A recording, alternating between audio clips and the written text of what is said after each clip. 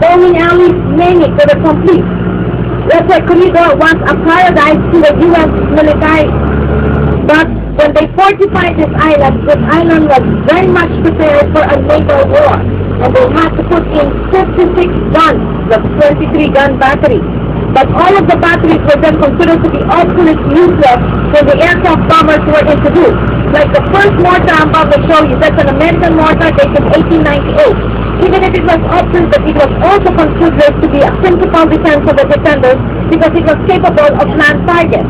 Now try to catch on me, okay? It fires for 8 miles, 12 hours in succession, at 360 degrees in traverse, 75 degrees in maximum elevation. The shell itself weighs 750 pounds without the powder. You put the powder with about 1,000 pounds. It takes 4 to 5 men to carry the shell into the mortar. For each mortar, it takes 14 men. This was the last guns that were firing before General Wainwright surrendered on May 6, 1942. Did you all get that, or do you want me to go faster? Alright, let's just remember that all of these mortars were only firing from April to May. They couldn't use this in the beginning of the war because men were fighting in Bataan. Well, what did you receive a while ago, the commentary? Were you all listening to Carlos? I guess not. Were you asleep? Where did you speak? Upstairs. You were at the lower deck. Oh, no wonder. Okay, so that's the man that is pretending to be sleeping, okay? Yes, okay. So this is Battle Lane, named after an American officer that died in the Filipino-American War. The trees were not there before. Now ladies, you need to go to the washroom. This is open for you. I have to apologize for the guy that's not open. So we have an alternative for you. You see the tree over there with a hole? That's an automatic flash. Go ahead. Go ahead. Go ahead. Piyay ka na. Okay.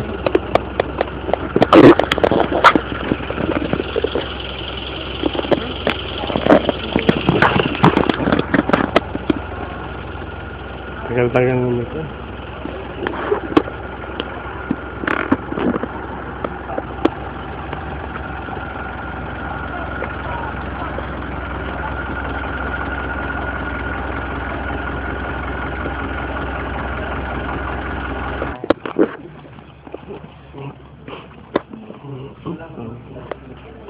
Can take a picture.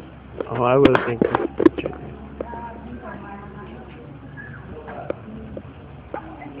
Yeah, the guns of the gun that I'm about to show you is a disappearing gun.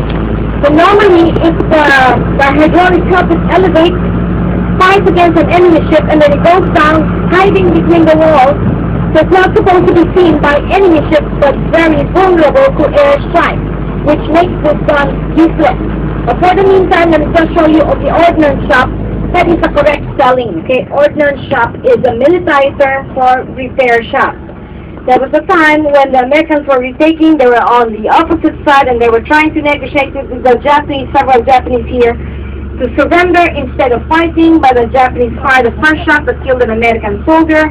That blew up the patience of the Americans. They pulled out their tank and blew up the ordnance shop, killing all the Japanese that were there. And that's where the commander died, Captain Ikebaki. Okay, so let's go to disappearing gun. On top of disappearing gun, battery job, you'll find a panoramic view of Lamonja Island, and you'll also see the panoramic view of Maridel and Bataan. Somewhere around that is where the Death March began. Are you all familiar with the Death March? Where 76,000 men in uniform took part of that march with no food, no water.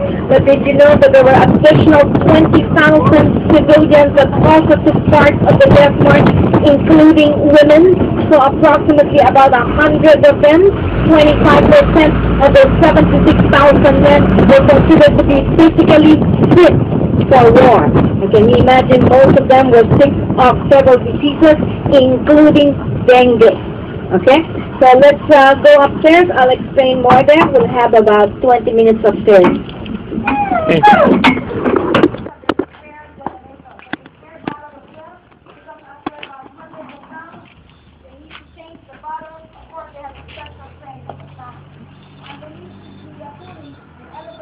gas that needs the cells up. And the ones that they stationed here were the 91st Coast Artillery, Philippine Scouts, and they were all under the U.S. Marines.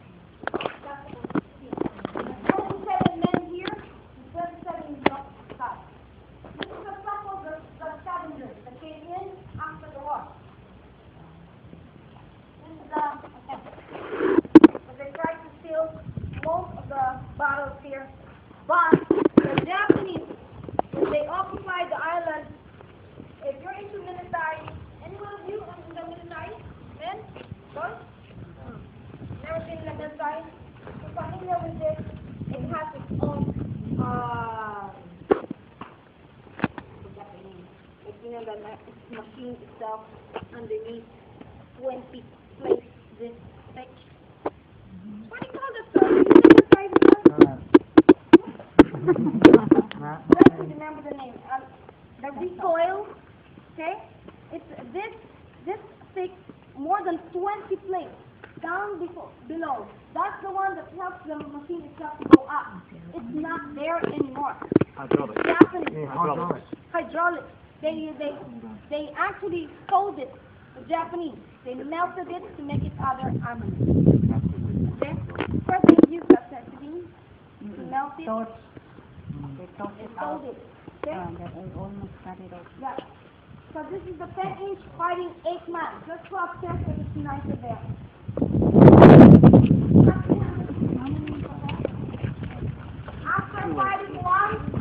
After fighting one, there's an interval of 45 seconds to 1 minute before loading the next shell.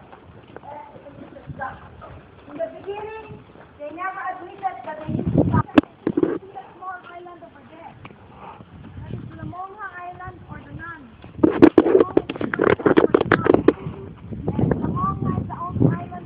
Fortified by the Americans because it's too tiny and way off the defense line.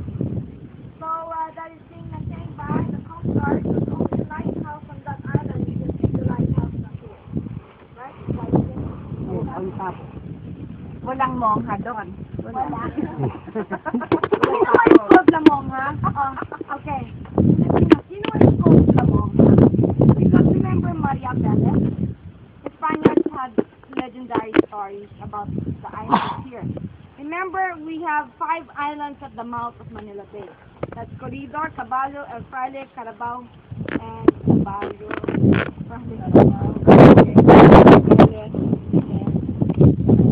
Okay? Yeah, what's in Kabata? Carabao? Cow. Or bata. Baka cow. Baka cow. It's kind of confusing, huh? But I don't want the Taglish. I want straight English or I want straight Tagalog. Okay? Alright, let's go to the longest gun. The longest gun because it's firing 17 miles, like I was telling a gentleman a while ago. The longest gun is 27 miles. That was located at the east entrance of Malinta. So they first fired that gun that shook Malinta, so that when they got to use it, and they brought it back to the U.S., this became the longest gun. Sometime March of 1942, because General Wainwright could not see the positions of the Japanese in Cavite, he asked his men, keep firing this gun towards Cavite. Unfortunately, this is the same one that destroyed the church in Naik Cavite, or Immaculate Conception. Okay? You see that bomb crater over there? That's an Allied bomb crater. That's a 500-pound bomb. That is the cause for those pock marks that you see on the bottle. Right? Those are not bullet holes. Okay? Because a bullet cannot go that deep. It is what you call today the white phosphorus for each of the shrapnel, and that is about 6,000 degrees hot. So if that hits you, obviously they have to amputate you.